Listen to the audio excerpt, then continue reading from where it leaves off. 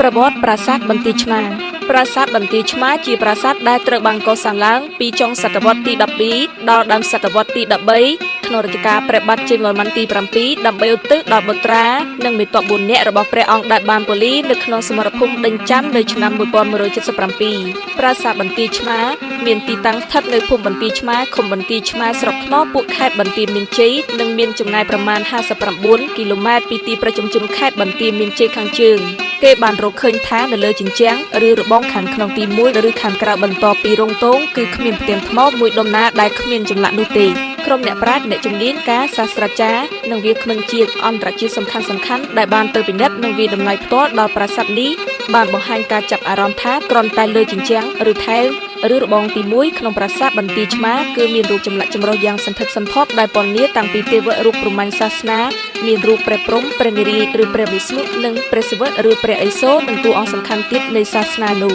ចម្លាក់សំខាន់ជាងគេគឺរូបអវតារលោកេស្វរៈប្រហោះ32ជាពោធិសត្វនៃព្រះពុទ្ធសាសនាអមដោយចម្លាក់រូបអវតារព្រះហស្ថ16ដែលសល់តែមួយរូបក្បិតរូបចម្លាក់ដូចគ្នានៅជ្រុងខាងត្បូងត្រូវជនទុច្ចរិតកោសយកបាត់គឺសល់តែរូបថតអនុស្សាវរីយ៍ប៉ុណ្ណោះចម្លាក់លើជញ្ជាំងនៅប្រាសាទបន្ទាយឆ្មានេះបង្ហាញអំពីការប្រយុទ្ធគ្នារវាងមនុស្សម្នាក់និងមនុស្សមានក្បាលដូចយក្សដែលលោកជីជិតពីយល់ថាសំរឿងនៃចម្លាក់នេះមាននិយាយនៅក្នុងសិលាចារឹកជាភាសាខ្មែរខេ